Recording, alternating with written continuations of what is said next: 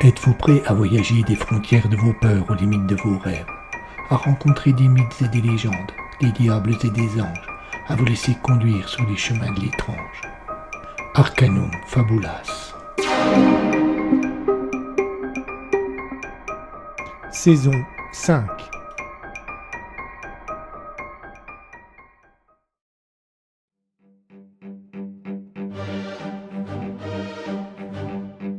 Il n'aurait rien dû rester.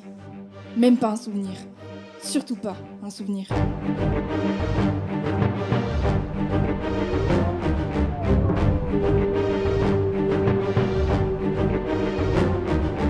Amaldricus, tome 3, l'esprit de Romac.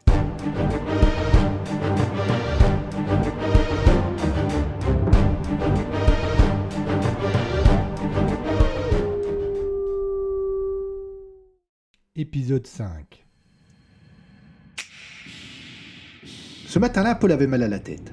La nuit qu'il venait de passer lui avait laissé un goût fiévreux, l'impression de n'avoir presque pas fermé l'œil, de s'être retourné sans cesse, d'avoir aligné sans logique et sans raison une suite d'idées stupides, sans queue ni tête, et surtout sans rapport les unes avec les autres. Pourtant, aucune d'entre elles ne lui revenait, et il ne gardait en mémoire qu'un large trou noir et béant, cause d'un certain malaise. Il n'avait pas pour autant oublié ses bonnes résolutions de la veille, et était parfaitement décidé à s'extirper de son cercle pervers. J'irai à la bibliothèque, pensa-t-il d'un secours, sans vraiment savoir pourquoi ni comment cette idée lui était venue en tête. Cette soudaineté le surprit lui-même. Il eut un soupir rieur, réfléchit un court instant, et le projet lui parut encore plus évident. Il faut que j'aille à la bibliothèque. Son mal de tête s'envola. Il se sentit très à l'aise, très bien, oubliant même ses malaises. Il avait un but pour la journée, et cela lui suffisait. Il ouvrit les rideaux de sa chambre. Le soleil jouait avec les carreaux. Il ouvrit la fenêtre. Un petit air déjà doux lui envahit les narines. Il ferma les yeux pour exposer son visage au soleil. Et un bien-être qu'il n'avait pas ressenti depuis son accident monta en lui comme une déferlante. Sa belle-sœur se frotta les yeux lorsqu'elle le vit déjeuner. Il mangeait de si bon appétit qu'elle dut se priver d'un croissant pour qu'il puisse se rassasier. Elle n'en fit pas cas. Au fond, elle était bien trop heureuse de le voir aller mieux. Elle se risqua à lui poser la question devenue rituelle depuis son retour de l'hôpital. Question dont chaque jour la réponse la décevait, mais que ce jour-là, elle espérait différente. « Qu'as-tu prévu de faire aujourd'hui ?» Elle ne s'était pas trompée. Au lieu du traditionnel « rien », prononcé la tête basse et à demi-voix, Paul leva sur elle un regard brillant, et avec un grand sourire qu'elle n'avait plus l'habitude de lui voir, répondit qu'il comptait se rendre à Pontarlier pour aller à la bibliothèque. Elle ne connaissait pas les raisons de cette subite guérison, de cette véritable métamorphose, mais Dieu qu'elle était contente. Elle se proposa de lui prêter la voiture en début d'après-midi. Il accepta et, au lieu de passer sa matinée enfermée dans sa chambre, se mit derrière les fourneaux pour cuisiner. Christian aussi fut à la fois surpris et ravi lorsqu'il rentra le midi de constater que son frère se portait mieux, mais il ne lui fit aucun commentaire, comme s'il avait peur de le voir replonger. En début d'après-midi, Paul prit la voiture et partit pour la bibliothèque.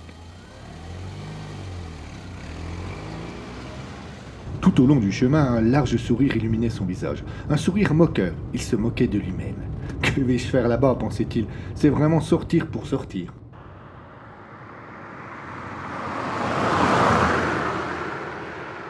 La bibliothèque de Pontarlier était agréable, silencieuse et relativement spacieuse. Paul entra, jeta un regard circulaire, sans savoir exactement ce qu'il cherchait. Il se dirigea vers le rayon qui contenait des romans policiers, mit facilement une bonne demi-heure avant de faire un choix, et puis gagna les sièges confortables de la petite salle de lecture, dont l'entrée se trouvait juste en face de lui. Il fut bientôt complètement absorbé par le livre qu'il avait choisi. Aussi ne vit-il pas Eric arriver. De même, le docteur n'aperçut pas son patient caché derrière son Agatha Christie. Il se dirigea directement vers l'accueil où une jeune fille, sans doute là pour les vacances, le reçut poliment. Il lui demanda s'il pouvait consulter les journaux locaux datant de l'année 1976. Légèrement surprise, elle resta un instant à réfléchir. « Je vais me renseigner », finit-elle par dire. Elle quitta la salle.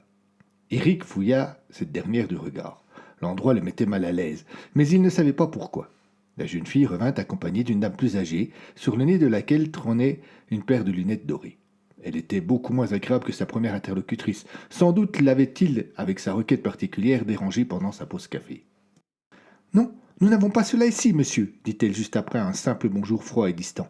Mais nous pouvons le demander à la bibliothèque de Besançon, qui conserve ce genre de documents. Vous n'aurez que des photocopies, et il y a au moins 15 jours de délai.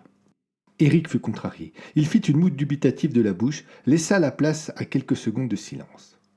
Non, cela ne sera pas nécessaire, je vous remercie.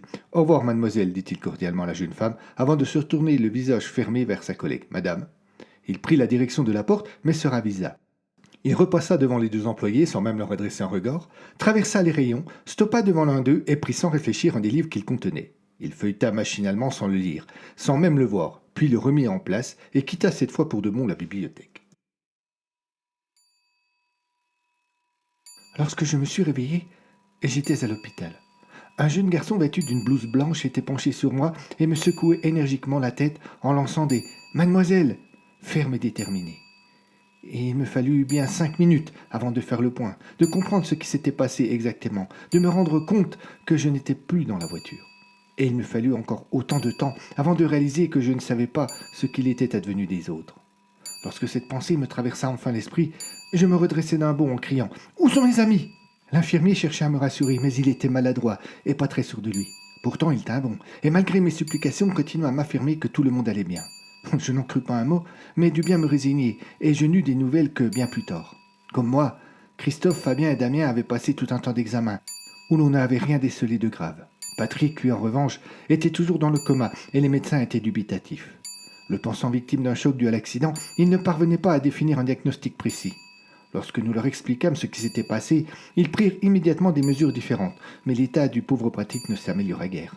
Nous nous sentions tous un peu coupables, et chaque jour, nous nous retrouvions tous les 4 à son chevet. J'arrivais en début d'après-midi, Damien également, Fabien et Christophe, eux, arrivaient plutôt en début de soirée, après leur travail. Nous échangions en général très peu de mots, juste le strict minimum. Lorsque j'étais seul avec lui, j'essayais de parler à Patrick, mais il demeurait obstinément sourd. Cela dura un peu moins d'1 semaine, et puis enfin, un après-midi, il s'éveilla. J'étais seul dans la chambre à cet instant. Damien était déjà arrivé, mais il était allé chercher un café dans la salle d'attente. Je garderai toujours un étrange souvenir de cet instant. J'étais assise, le dos tourné à la fenêtre, face au lit, et je lisais un magazine. À intervalles réguliers, je levais la tête pour voir s'il bougeait, mais rien. Il n'avait aucune réaction. Et finalement, je ne faisais plus ce geste que par bonne conscience ou habitude, je ne sais pas exactement. Jusqu'au moment où je plongeais directement dans son regard. Je fus tellement surprise que je demeurai interdite. Il me fixait sans bouger, sans rien dire. À peine s'était-il légèrement redressé en s'appuyant sur ses coudes. Quelque chose me troubla dans ce regard insistant, mais je fus incapable de savoir quoi. Puis, j'osai enfin lui parler. Je lui demandai une banalité. Je remarquai qu'il faisait un effort pour répondre, mais aucun son ne sortait de sa bouche.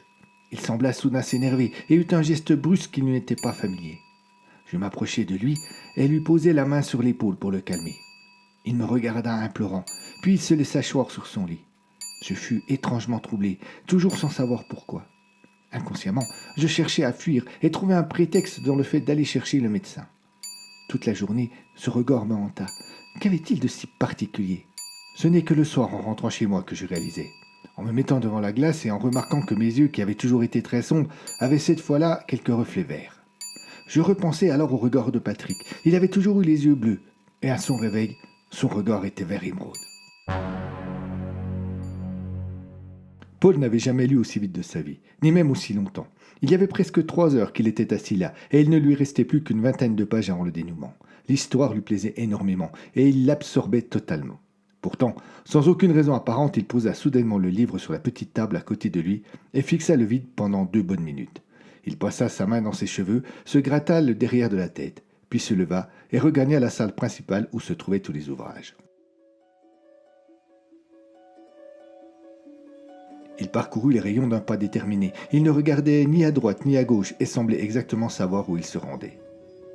Lui-même ne comprenait pas ce qui le poussait à agir. Il finit enfin par stopper et sa main empoigna un livre sur le rayonnage supérieur.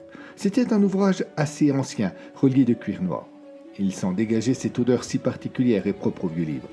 Les pages en étaient jaunies et elles ondulaient légèrement. En lettres d'or sur la couverture, il était écrit « Contes et légendes du château de Joux ». Sans bouger, il tourna lentement chacune des pages. Il était comme hypnotisé. Il lisait quelques lignes au hasard, s'arrêtait sur chacune des illustrations. Il repartit avec l'ouvrage vers le bureau d'accueil. Il le posa devant la même jeune fille qui, quelques heures plus tôt, avait reçu Eric et demanda d'un ton totalement neutre et monocorde s'il pouvait l'emprunter.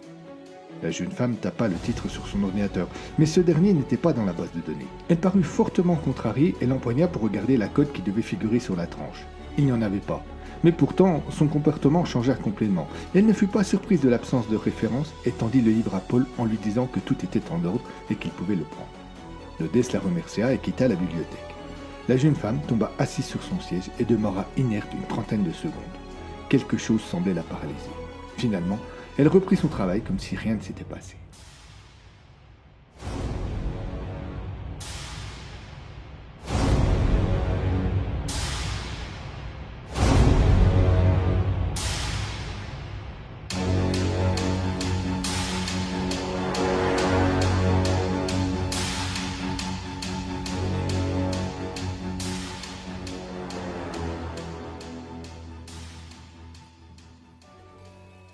Rouac se forçait à s'interroger sur l'identité de l'ombre qui s'était approchée de la voiture, mais il savait pertinemment au fond de lui de qui il s'agissait. Il cherchait cependant une autre explication, une autre réponse qui lui aurait permis à lui et à l'auteur de ne pas admettre leur échec. Il aurait aimé revoir exactement la scène, mais Karen n'en était plus là et sa pensée s'était déjà refermée sur ce passage. Le vieux loup se résigna à sortir de l'esprit de la jeune femme et réintégra son corps. Karen continuait son récit. Il l'observait fixement, mais ne l'écoutait que d'une oreille distraite. La conclusion était inévitable, incontournable. C'était Amaldricus. Mais qu'avait-il bien pu faire aux occupants de la R12 ? Rouac tentait de rassembler toutes les connaissances du hack, toutes les possibilités, mais il était conscient que le vieux sire avait souvent mis au point ses propres techniques, ou tout du moins amélioré celles existantes, et ne connaissait pas précisément les objectifs de ce dernier. Sa recherche était sans doute condamnée à l'échec. Une seule chose s'ancrait de façon certaine en lui. Il devait se méfier de Karen. Au moment où il pensait cela, il entendit la jeune femme parler du changement de couleur des yeux. Il releva la tête, elle venait de lui apporter une partie des réponses qu'il cherchait. Il se leva et s'approcha de l'auteur. Karen s'interrompit. Le vieux loup fixa son frère. L'autre fit de même, et pendant quelques minutes, elle se sentit étrangement seule. Puis Rouac se volatilisa. Son image devint d'abord trouble, comme s'il devenait brouillard, et il ne resta bientôt plus aucune trace de l'animal. Sans se troubler le moins du monde, l'auteur regarda alors Karen qui demeurait bouche bée et l'invita à poursuivre. Elle remarqua que le ton était différent. Jusqu'à maintenant, l'homme lui avait témoigné une certaine sympathie, empreinte même souvent de compassion. Il s'était montré souriant et affable. Pourtant, maintenant, il paraissait tendu et sur la défensive. Elle fit mine de ne rien avoir remarqué et poursuivit son récit. La nuit était plutôt douce. Le ciel, d'une clarté incroyable, laissait pleinement s'exprimer les croissants de lune. Et pour peu que l'on s'éloignât un peu des lumières artificielles, l'on pouvait découvrir un nombre incroyable d'étoiles. Paul, accoudé à la fenêtre de sa chambre, savourait l'instant. Différents bruits qu'il ne parvenait pas tous à identifier montaient lentement du marais, seulement interrompus de temps à autre par le ronronnement lointain de moteur d'une voiture qui passait sur la route. Il n'était pas loin de 11 heures, mais la nuit n'était véritablement tombée que depuis une demi-heure. Paul gagna son lit, il alluma une petite lampe de chevet et saisit le livre qu'il avait emprunté à la bibliothèque et qui était posé juste au-dessous. Il le feuilleta lentement, posant son regard au hasard sur quelques phrases. Il relut rapidement la légende de Berthejou qui, pour avoir trompé son mari parti en croisade, fut enfermée pendant des années dans une petite cellule dans laquelle elle ne pouvait même pas s'asseoir. Il parcourut rapidement l'histoire de la jument d'Amaury III qui, bien qu'ayant été coupée en deux par la herse du château, continue à courir et continue encore à hanter la région. Il tourna la page et demeura sans savoir pourquoi tétanisé devant le titre de la légende suivante. Amaldricus, le sire au loup.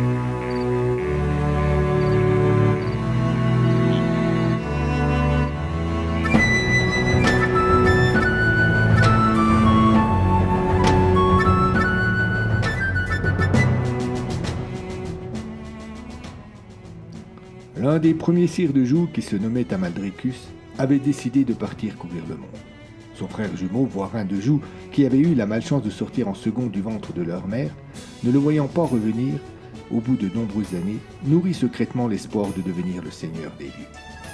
Mais au soir où mourant, son père Aldric s'apprêtait à lui donner le pouvoir, on annonça partout dans le château qu'Amaldricus était revenu. Son visage avait changé. Ses yeux verts brillaient plus que jamais, et aucun sourire ne se dessinait plus sur sa bouche. Il portait une longue cape terminée par une capuche qui dissimulait sa chevelure que l'on devinait pourtant abondante. À ses pieds était assis un énorme loup gris qui semblait totalement domestiqué. Warin remarqua que l'animal avait le même regard que son maître, et cela le terrifia. Amaldricus s'approcha du lit de son père mourant, qui eut un sourire en le revoyant. Le mourant lui prit la main et lui transmit solennellement joug devant Warin, qui eut toutes les peines du monde à garder son calme.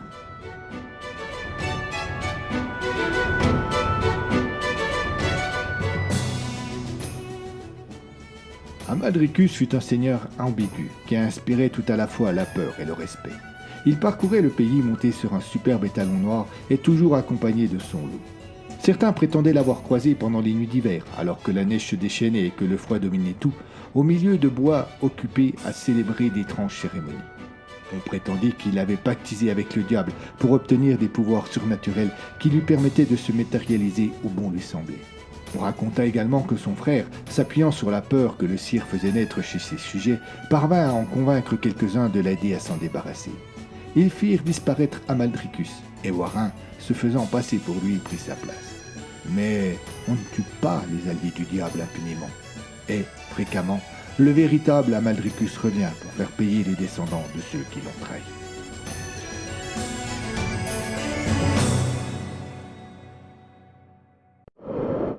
Un courant d'air surprenant, vu les conditions climatiques, fit claquer la fenêtre que Paul avait laissée ouverte.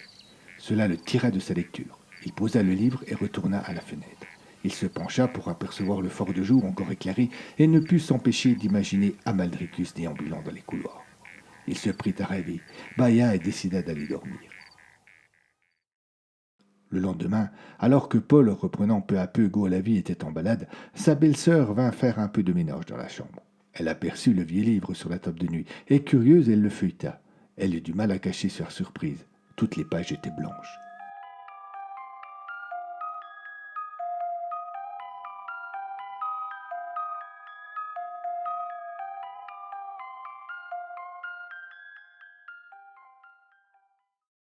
L'envie de repartir le plus rapidement possible était chez Eric de plus en plus pressante.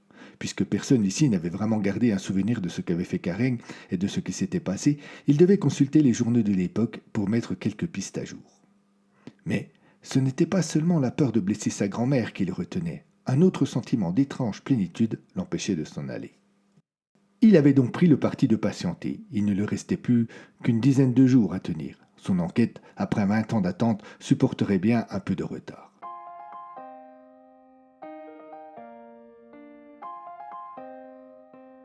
Il occupait ses journées par de grandes balades dans la région. Il partait tôt le matin, traversait une partie du marais, rejoignait le village d'Ouépalais. Il faisait un petit détour par l'épicerie pour s'acheter quelque chose à grignoter, puis continuait en direction du lac. Il passait là une partie de la journée, profitant d'une tranquillité qu'il n'avait pas connue depuis bien des années. Sa vision du coin avait changé. Lui, qui depuis son adolescence n'aimait plus venir ici, préférant vivre dans les grandes villes et passer ses vacances au bord de la mer, se trouvait depuis le début de son séjour dans un état de grâce et de paix dont jamais il n'aurait pu imaginer l'existence. Il savourait tout ce que la nature pouvait lui apporter, les odeurs douces et sucrées du matin, les caresses légères du vent de l'après-midi, la fraîcheur du soir et le spectacle fabuleux du ciel nocturne. Il rentrait généralement vers 15 ou 16 heures et retrouvait sa grand-mère avec qui il partageait un café, puis il consacrait le reste de la journée à lire tranquillement installé sur un banc devant la maison. Et puis, un après-midi où il savourait pleinement ce nouvel et étrange bien-être, il prit soudainement conscience qu'il était presque retombé en enfance, que les pensées, les préoccupations et les émotions qui le traversaient étaient celles de son enfance. Au lieu d'être effrayé par ce surprenant retour en arrière, il lui prit l'envie de l'accentuer, d'en profiter le plus possible. Il se souvenait des aventures du chevalier de la Boyane, un vieux livre aux illustrations en 4 couleurs qu'il adorait lire lorsqu'il était enfant. Il décida d'aller fouiller le grenier afin de le retrouver.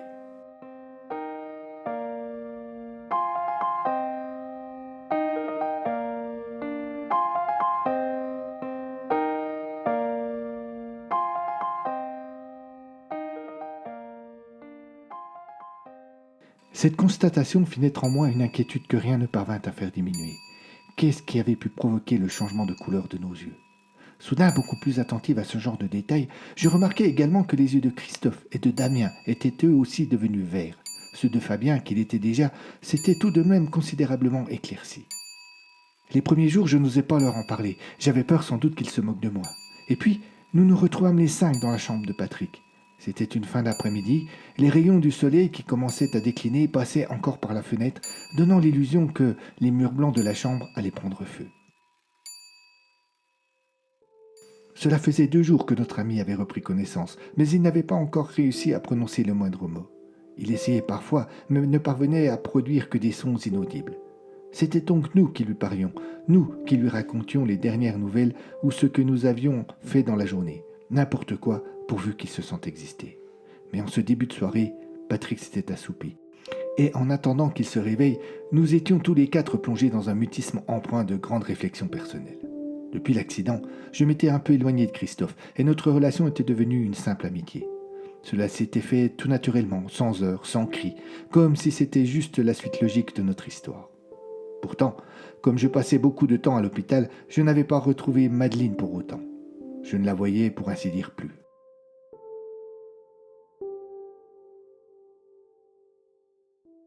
Tu n'avais pas les yeux verts auparavant ? Je relevai la tête, fixai le lit. Patrick venait de se réveiller et c'est lui qui m'avait posé cette question. Sa voix était douce et très posée, beaucoup plus qu'avant. Mais cela, je ne le remarquai pas pour l'instant, tellement ma surprise fut grande. Machinalement, je regardai les autres qui paraissaient tout aussi éberlués que moi. Christophe fit un pas vers le lit et pointant le doigt dans la direction de Patrick. « Mais tu as retrouvé la parole !» Il tourna lentement la tête, la pencha légèrement de côté et, sans répondre à l'étonnement de son ami, fit un large sourire. « Toi non plus, Christophe, tes yeux n'étaient pas verts avant, j'en suis sûr. » Damien eut alors une réaction que, sur le coup, aucun de nous comprit. Il éclata littéralement. Il bondit telle une furie et s'agrippa au lit en hurlant. « Qu'est-ce que cela peut te foutre ? C'est de ta faute, bordel, c'est de ta faute !» Fabien eut la bonne idée d'intervenir promptement pour le calmer. Il le saisit par la taille et tenta de le faire reculer. Mais l'autre déchaînait une force incroyable. Il parvint apparemment facilement à se libérer de l'étreinte et recommença à secouer le lit. J'étais apeuré et demeurai en recul. Patrick semblait serein et Christophe, la première surprise passée, bondit à son tour sur Damien. Fabien revint également à la charge et ils réussirent enfin à le calmer. Aussitôt, son étrange haine se transforma en sanglots. Je reverrai longtemps cette scène. Damien, assis à même le sol, les genoux remontés sous le menton, la tête plongée dans ses bras et des pleurs accompagnés de véritables cris de douleur. Hormis Patrick, qui conservait une étrange sérénité, nous étions tous envahis par beaucoup d'interrogations. Et il nous fallut plusieurs minutes avant d'obtenir des réponses.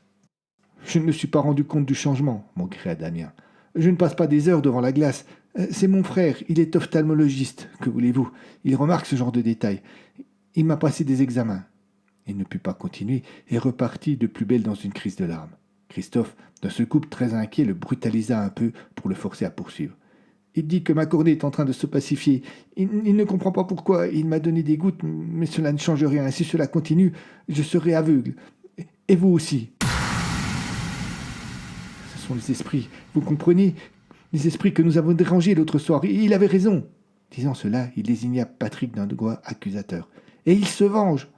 Nous nous regardâmes perplexes. Aucun de nous ne croyait que les esprits aient un quelconque rôle là-dedans, et nous sentions que le diagnostic du frère de Damien était lui bien réel.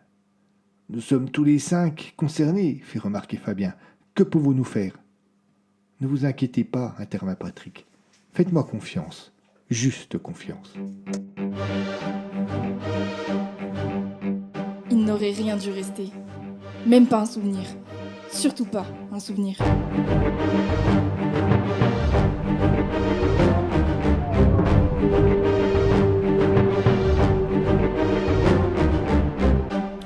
À suivre.